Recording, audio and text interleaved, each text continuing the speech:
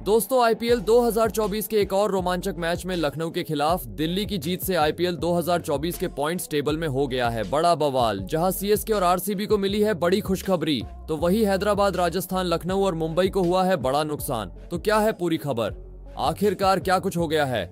IPL 2024 के points table में बड़ा बवाल, कौन सी टीम हो गई है आईपीएल 2024 से बाहर और किस टीम को कितने मैच जीतने होंगे प्लेऑफ के लिए क्वालिफाई करने के लिए, सब कुछ आज हम आपको बताएंगे इस वीडियो में। तो ऐसे में आप इस वीडियो को अंत तक जरूर देखिएगा। लेकिन इससे पहले अगर आप भी आईपीएल 2024 का हर एक मैच 500 से भी कम एमबी में देखना चाहते हैं तो आप हमारे टेलीग्राम चैनल को ज्वाइन कर लीजिएगा, लिंक आपको डिस्क्रिप्शन में मिल जाएगी। दोस्तों आज आईपीएल 2024 का एक और मैच लखनऊ और दिल्ली की टीम के बीच खेला गया। सभी को उम्मीद थी कि इस मैच में दोनों टीमों के बीच कड़ी कांटे की टक्कर देखने को मिलेगी और यही देखने को भी मिला। बता दें कि इस मैच में लखनऊ की टीम ने टॉस जीतकर पहले गेंदबाजी करने का फैसला किया और यह फैसला कहीं ना कहीं लखनऊ का सही नहीं साबित हुआ, क्योंकि पहले बल्लेबाजी करते हुए दिल्ली की टीम ने बेहतरीन बल्लेबाजी की और लखनऊ के गेंदबाजों को बुरी तरह से धोया।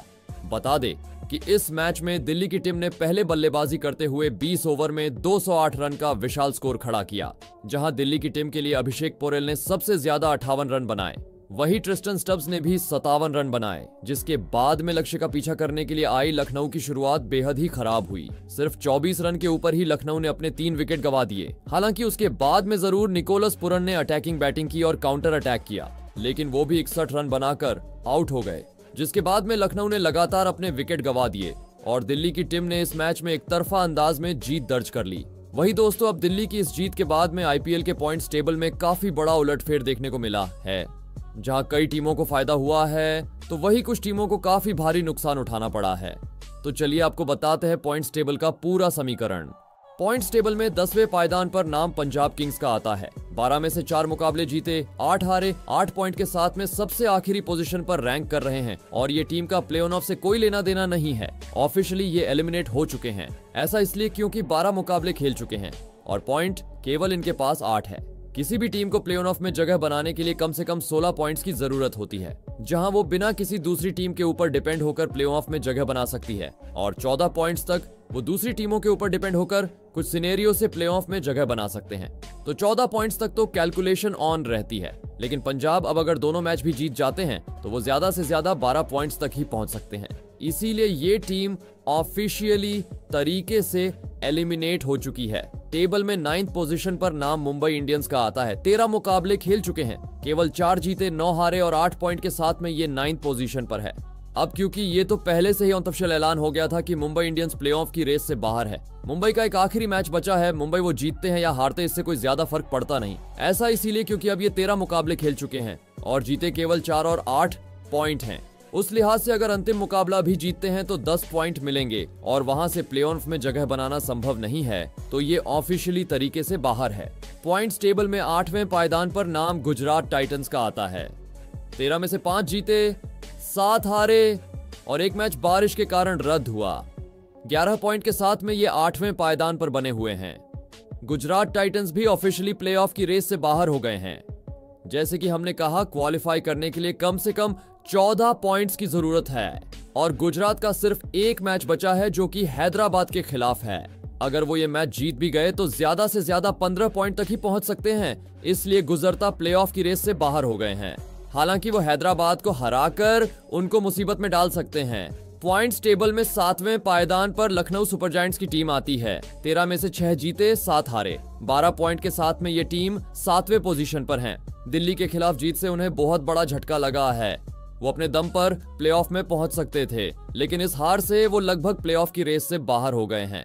लखनऊ अपना दोनों मैच जीतकर 16 पॉइंट्स के साथ प्लेऑफ में क्वालिफाई कर सकते थे, लेकिन इस हार से उनका वो सपना टूट चुका है। अभी इनका आखिरी मैच मुंबई इंडियंस के खिलाफ है। अगर वो ये मैच भी जीत जाते हैं तो ज्यादा से ज्यादा 14 पॉइंट्स तक पहुंच सकते हैं, लेकिन क्योंकि सीएसके और आरसीबी का नेट रन रेट इनसे काफी ज्यादा अच्छा है, इसलिए लखनऊ का क्वालिफाई करना अभी काफी मुश्किल है, लगभग असंभव। पॉइंट्स टेबल में 6वें पायदान पर नाम रॉयल चैलेंजर्स बेंगलुरु का आता है। 13 में से 6 मुकाबले जीते, 7 हारे, 12 पॉइंट के साथ में 6ठे पायदान पर है।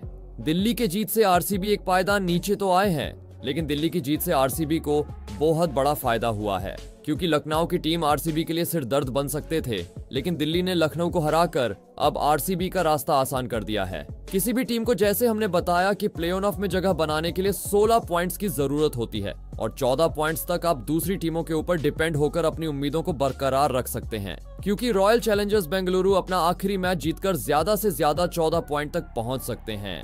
यानी वहां पर अगर चौथी टीम 14 पॉइंट के साथ में जगह बनाती है प्ले ऑफ में, तो फिर आरसीबी अपनी दावेदारी 14 पॉइंट के साथ में पेश कर सकता है। तब बात आएगी नेट रन रेट पर। आरसीबी का आखिरी मैच सीएसके के साथ है और अगर वो इस मैच में सीएसके को हराती है और अपना नेट रन रेट सीएसके से भी अच्छा कर देती है तो आरसीबी प्लेऑफ में क्वालिफाई कर जाएगी। यानी कि अब ये क्लियर हो गया है कि आरसीबी को बस अब सीएसके को एक अच्छे अंतर से हराना है और वो सीधे क्वालिफाई कर जाएंगे।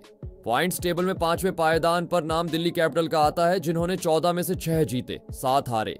14 पॉइंट के साथ में पॉइंट्स टेबल में 6ठे पायदान पर है। लखनऊ के खिलाफ जीत से दिल्ली को कुछ ज्यादा फायदा नहीं हुआ है। ये उनका आखिरी मैच था और भले ही वो 14 पॉइंट्स हासिल कर सके हैं, लेकिन क्योंकि उनका नेट रन रेट सीएसके और आरसीबी दोनों से खराब है, इसलिए उनका अब क्वालिफाई कर मुश्किल है। ऐसे में हम कह सकते हैं कि दिल्ली भी प्लेऑफ की रेस से बाहर हो गई है, बस ऑफिशियली ऐलान होना बाकी है।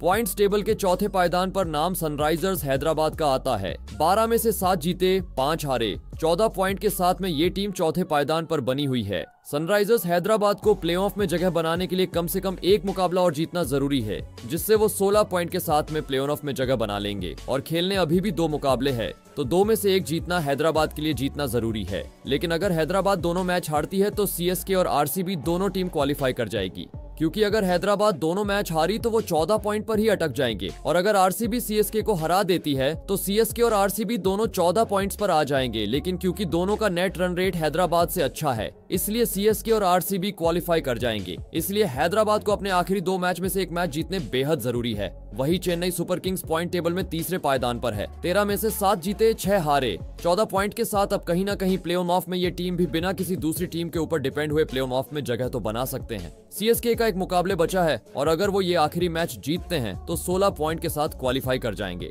सीएसके का आखिरी मुकाबला रॉयल चैलेंजर्स बेंगलुरु के खिलाफ है, जो कि 14 पॉइंट तक आने के लिए कुछ भी कर गुजरने को तैयार है। तो चेन्नई सुपर किंग्स के लिए वो बेंगलुरु का मुकाबला एक तरह से नॉकआउट मुकाबला बन जाएगा। सीएसके को बस ये मैच जीतना है, वही आरसीबी को एक अच्छे अंतर के 7 मैच जीतना होगा। ऐसे में ज्यादा चांस सीएसके का है। लेकिन बता दें, ये मैच आरसीबी के होम ग्राउंड में खेला जाएगा और जिस फॉर्म में फिलहाल आरसीबी है उसे देख सीएसके को उन्हें हराना आसान नहीं होने वाला। ऐसे में ये मुकाबला बेहद ही रोमांचक होने वाला है। पॉइंट्स टेबल में दूसरे पायदान पर नाम राजस्थान रॉयल्स का आता है। 13 में से 8 जीते, 4 हारे। 16 पॉइंट के साथ में ये टीम फिलहाल दूसरे पायदान पर बने हुए हैं। दिल्ली की जीत से राजस्थान को बहुत बड़ा फायदा हुआ है। उनके सामने अब क्यू लग चुका है। प्लेऑफ में जगह बनाने के लिए जैसे हमने कहा 16 पॉइंट्स की जरूरत होती है और सीएसके और एसआरएच के अलावा अब कोई और टीम 16 पॉइंट्स तक नहीं पहुंच सकती है और राजस्थान ऑलरेडी 16 पॉइंट पर है। बचे 2 मुकाबले हैं, वो जीतेंगे हारेंगे ज्यादा उन्हें फर्क पड़ेगा नहीं, क्योंकि 16 पॉइंट के साथ में आप बाहर होते नहीं हैं। आप दोनों में से कोई एक मुकाबले जीतकर खुद को पहले और दूसरे पायदान पर खत्म करना चाहते हैं, ताकि आपको आगे जाकर एलिमिनेटर में 2 चांस मिल सके। पॉइंट्स टेबल में पहले पायदान पर नाम कोलकाता नाइट राइडर का आता है। 12 में से 9 मुकाबले जीते हैं और अब 18 पॉइंट के साथ में ये पहले पायदान पर है। 2 मुकाबले अब भी खेलने हैं, लेकिन अब ऑफिशियल ऐलान इनका भी हो गया है। 18 पॉइंट के साथ में ये पहली टीम बनी है प्ले ऑफ में जगह बनाने वाली। ऑफिशियल ऐलान कर दिया गया है। दोस्तों, कुल मिलाकर कोलकाता और राजस्थान ने अपनी जगह पक्की कर ली है, यानी कि अब 2 टीमों के लिए जगह बची है और 3 दावेदार हैं, हैदराबाद, सीएसके और आरसीबी। तो दोस्तों, आपके हिसाब से कौन सी और 2 टीम प्लेऑफ्स में क्वालिफाई करेगी? अपनी राय कमेंट जरूर करें।